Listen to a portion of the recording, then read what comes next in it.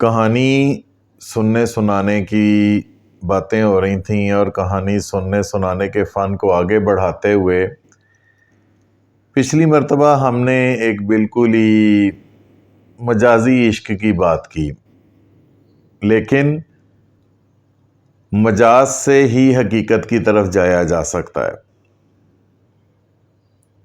عشق کے 7 مرحلے ہوتے ہیں، عشق کی 7 منزلیں ہوتی ہیں۔ شروع میں انسیت ہوتی ہے، پیار ہوتا ہے، محبت میں تبدیل ہو جاتا ہے، پھر اس کے بعد وہی چیز آگے بڑھ کے عقیدت بن جاتی ہے، پھر عبادت، اپنے ہی بنائے ہوئے بت سے پیار ہو جاتا ہے، اور پھر بندہ انسان اس کی عبادت سٹارٹ کر دیتا ہے، پھر جنون آ جاتا ہے، جنونی ہو جاتا ہے بندہ، اور بالآخر آخری منزل ہے ہلاک، موت، کہ بندہ جنون کے بعد ہلاکت کا شکار ہو جاتا ہے۔ بہرحال عشق کی یہ تمام منزلیں طے کرنے کے بعد جب مرنے سے پہلے مرا جاتا ہے تو پھر پتہ لگتا ہے کہ اصل حقیقت کیا ہے۔ وہ کہتے ہیں نا کہ ظاہر کی آنکھ سے نہ تماشا کرے کوئی، ظاہر کی آنکھ سے نہ تماشا کرے کوئی، ہو دیکھنا تو دیدہ و دل وا کرے کوئی۔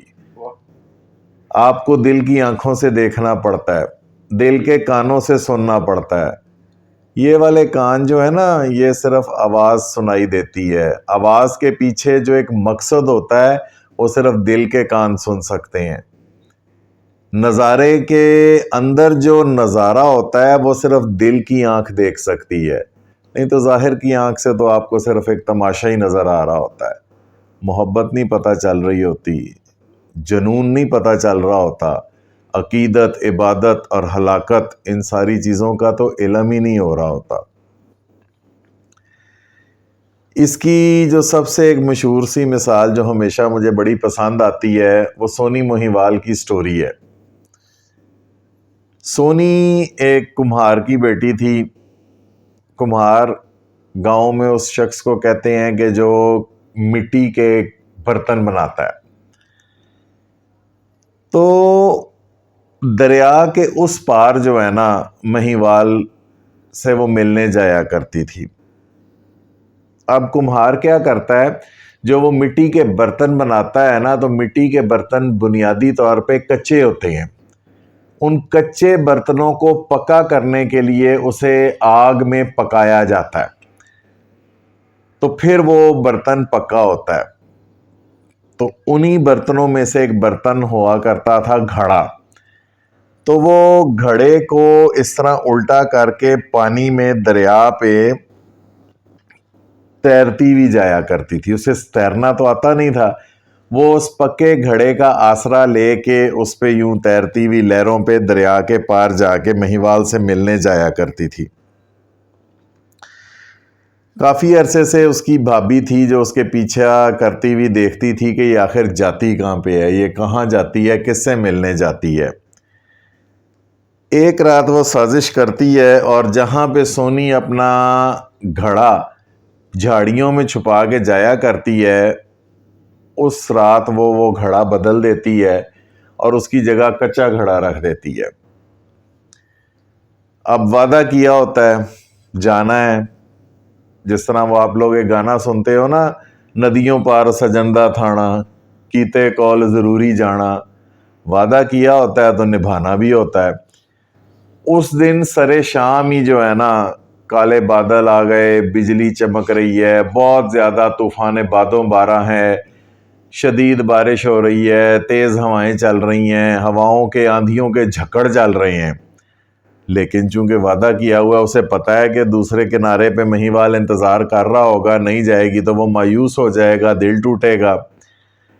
تو وہ جہاں پہ اس نے گھڑا چھپایا ہوتا ہے وہاں پہ جاتی ہے، تو بادلوں کی وجہ سے گھٹا ٹوپ اندھیرا ٹائپ ہی ہوا ہوتا ہے۔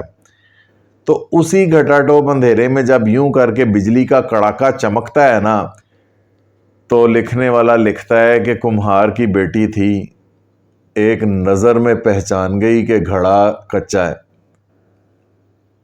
اور اسے پتہ ہے، ہاں، اور اسے یہ پتہ ہے کہ کچا گھڑا 10 قدم بھی نہیں جائے گا، پانی میں ٹوٹ جائے گا، لیکن اس وقت وہ پکا گھڑا ڈھونڈنے کے لیے گھر بھی نہیں جا سکتی. پتہ نہیں گھر کوئی پکا گھڑا پڑا بھی ہے کہ نہیں پڑا ہے.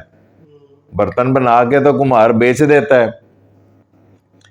اسی کچے گھڑے کو پکڑتی ہے اور پھر لکھنے والا لکھتا ہے کہ حسن چلا ہے عشق سے ملنے، رات غضب کی آئی.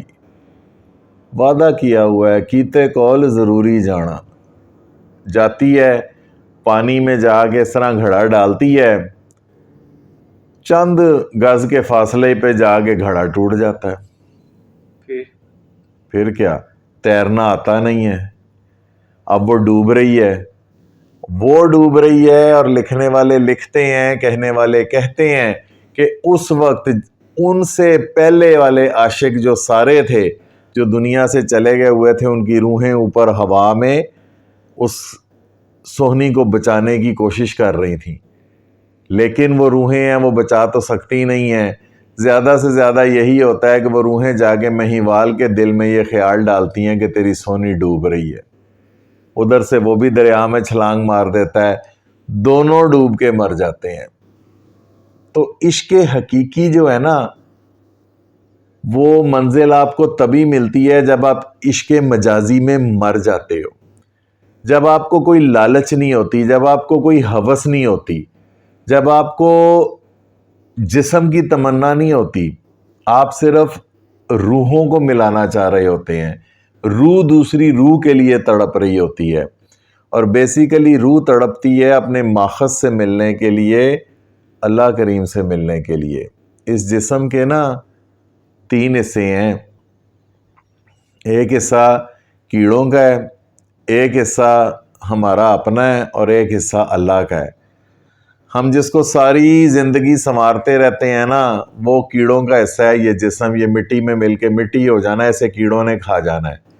ہم کیڑوں کے حصے کو ساری زندگی سجاتے رہتے ہیں.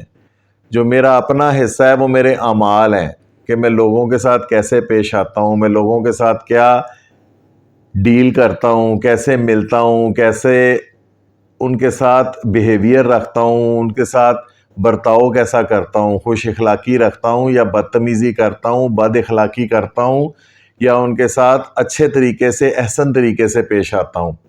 وہ میرا حصہ ہے. اور آخری حصہ روح ہے جو اللہ کا حصہ ہے.